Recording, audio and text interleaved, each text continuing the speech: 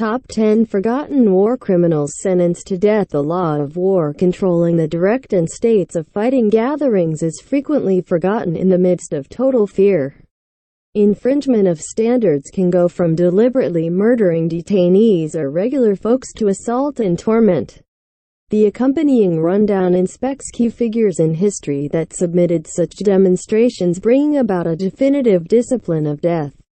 Despite the fact that their names might be new, their activities will everlastingly resound ever. Number 10. Viktor Tuka. At the point when Joseph Tiso came to control in October 1939 as president of the First Slovak Republic, he didn't spare a moment to delegate Viktor Tuka as prime minister. Tuka, an attorney, columnist, and extremist legislator, became famous from the get-go by carrying out thorough homegrown enemy of Semitic laws. His number one side interest, notwithstanding, was directing the mass removal of Slovak Jews to death camps. As the years passed and killings mounted, Tuka ended up in quickly declining well-being. Subsequent to enduring a stroke late in the conflict, a wheelchair-bound Tuka moved to Austria, where he was captured a brief time frame later and speedily expelled back to Slovakia. All throughout his preliminary by the post-bellum Czechoslovakian government, Tuka would endure a few additional strokes, causing fractional loss of motion. Notwithstanding different extreme clinical diseases, the fundamentalist Nazi was shown no kindness, in which is all well and good, having tossed Slovakia into battle against the Soviet Union. On August 20, 1946, the 66-year-old censured war criminal was wheeled in his seat to scaffold for the noose that anticipated him. A serious beguiling end for a beast that savored the desolation and deprivation of others. Number 9. Taha Yasin. Ramadan. In the midst of approaching struggle between the United States and Iraq in 2002, Iraqi Vice President Taha Yasin Ramadan had a surprising proposition. He accepted that to keep away from war, President George W. Bush and Saddam Hussein should settle their disparities with a duel, explicitly expressing, a president against a president and VP against a VP in a duel happens. Also, thusly, we're saving the American and Iraqi individuals. UN Secretary-General Kofi Annan should ref. As one could envision, Bush was not excited with the thought and declined the benevolent offer. 2 years after the fact, Ramadan would be caught by American powers and attempted before the Iraqi High Tribunal (IHT) for violations against humankind. He was eventually condemned to life in jail in November 2006. Be that as it may, the IHT investigator considered that to be as excessively lenient. Days after the fact, the IHT appellate chamber requested the trial chamber to resentence Ramadan, bringing about his execution by holding tight. March 20, 2007, the fourth commemoration of the intrusion of Iraq. Number 8. William Joyce. Perhaps the most conspicuous telecasters during World War II, William Joyce, ruler Taha, was an American-conceived fundamentalist living in Germany in 1939. His talent of public talking drew the consideration of Joseph Goebbels, who enlisted Joyce for his own public broadcast, fully intent on having an unfamiliar fundamentalist spread Nazi promulgation to Allied nations. By 1940, Joyce had 6 million standard audience members, 18 million incidental. Checking out communicates zeroed in on prompting doubt among the British public towards their administration. Goebbels was so satisfied with Joyce's notoriety that he wrote in his journal, "I informed the Führer regarding Lord Taha's prosperity, which is truly astounding." By the spring of 1940, Joyce's way of talking became dire, undermining Britain with attack and asking the nation to give up. Master Taha's voice on the wireless transmissions reached a conclusion in May 1945 when he was caught by British powers and moved to England to stand preliminary. Seeing as Joyce served Nazi Germany during the conflict, the court presumed that he submitted high treachery and condemned him to death. On January 3, 1945, Joyce was hanged at Wandsworth Prison, making him the last individual to be executed for high injustice in the United Kingdom. Number 7. Carmen Mori. Carmen Mori, the Devil, was a Swiss local who moved to Berlin in 1933. Not long after she turned out to be near purposeful publicity served Joseph Goebbels, who drove the Rupture, turning into a Gestapo specialist. In 1940, Mori was captured in France following a botched homicide endeavor of a paper editorial manager. Having initially been condemned to death, Mori was delivered depending on the prerequisite that she would spy for the French. Soon after, the Gestapo became attentive and captured her for being a twofold specialist. She was shipped off Ravensbrück concentration camp, where she was chosen to be a block of to one accountable for detainees in their square. There she savored power denied to other people, starting a vicious way of torment and murder. From day-by-day beatings to managing deadly infusions, Mori's #1 diversion was soaking detainees of the insane person room with pails of freezing water. Toward the finish of the conflict, she was delivered from Ravensbrück just to be rearrested by Allied specialists subsequent to learning of her frightful exercises in Block 10. Having been seen as liable on charges of torment and murder, Mori was condemned to hang, however beat the executioner unexpectedly when she committed suicide with a razor on April 9, 1947, multi-week before her planned execution. Number 6. Julia Streicher. As perhaps the most punctual individual from the Nazi Party, Julia Streicher was famously known for his savage enemy of Semitic way of talking, which without a doubt charmed him to Hitler. Truth be told, his own relationship with the crazy person was solid, to the point that Hitler esteemed him as his protégé.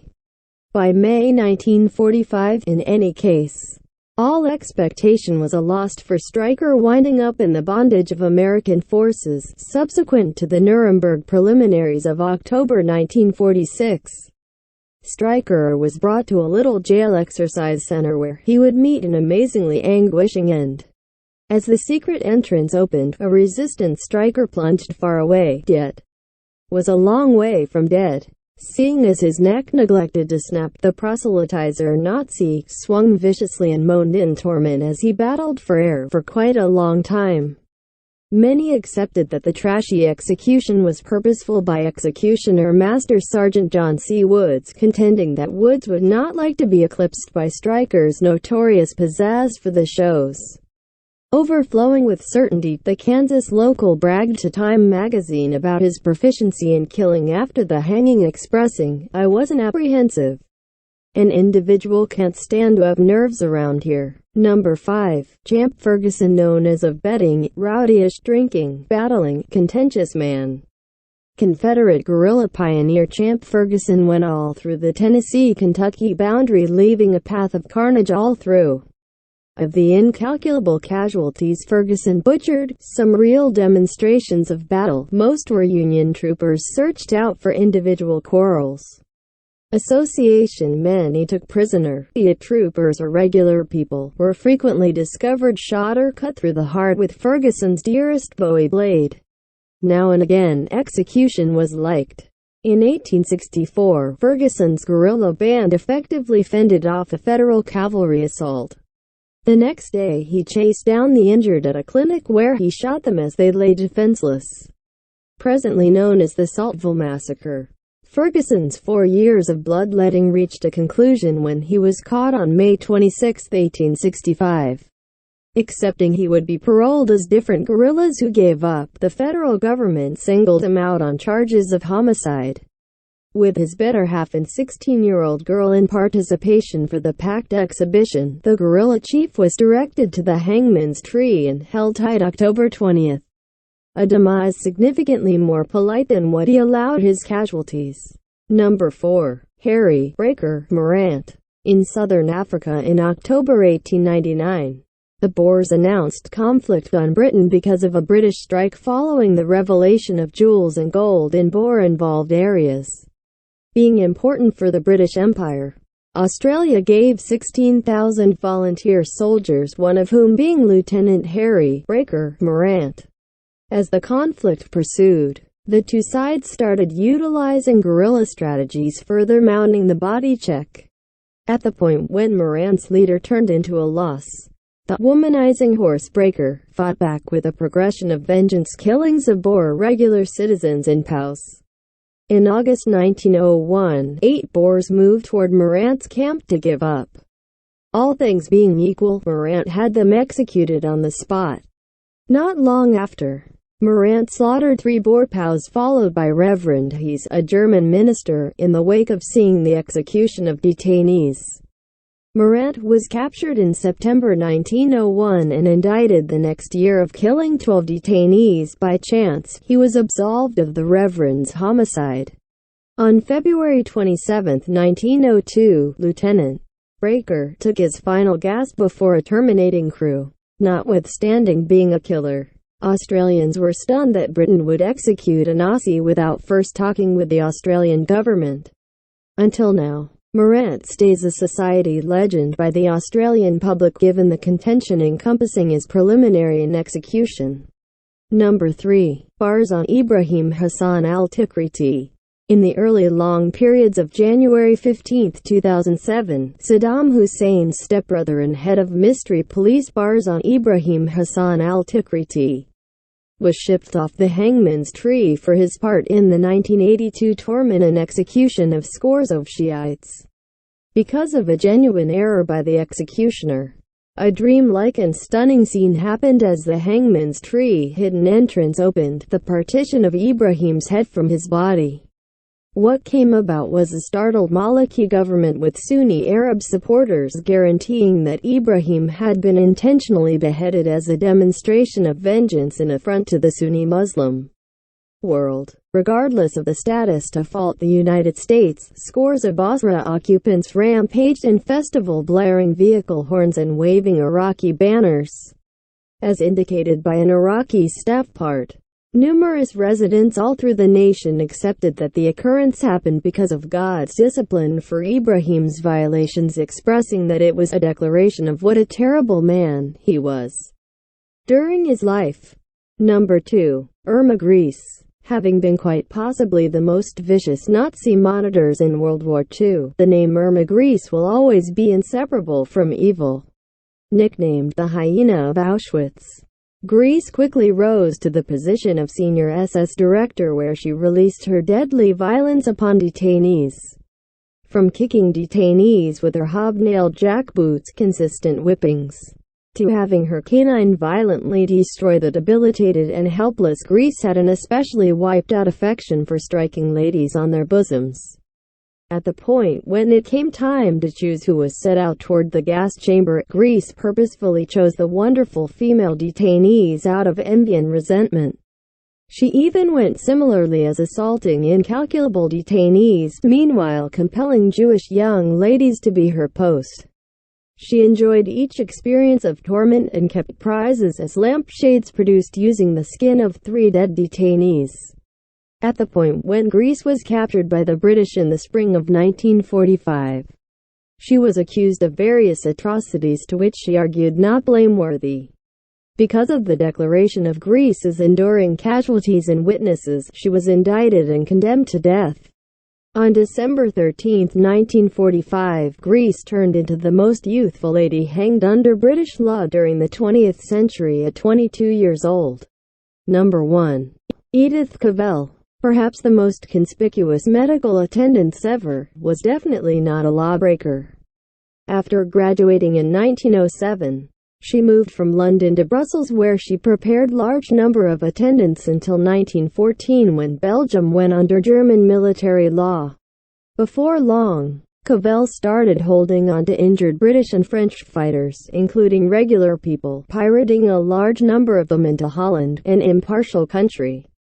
Subsequent to being deceived by a Frenchman in August 1915, Cavell proudly admitted to protecting and shipping about 60 British troopers, 15 French warriors, and 100 French and Belgian residents. Offering no guard, Cavell was condemned to death, notwithstanding the German Common Lead representative's suggestion for mercy given her compassionate work. On October 12, 1915, Cavell was executed by a terminating crew which started disdain among the West, unexpectedly slipping America's entrance into World War I in 1917. Today, A sculpture of Cavell remains in Trafalgar Square in Focal, London, with an engraving of the words she disclosed to her clergyman the night prior to her demise. Nationalism isn't sufficient. I should have no contempt or harshness to anybody. Thanks for watching. World Top 10 channel. Subscribe now.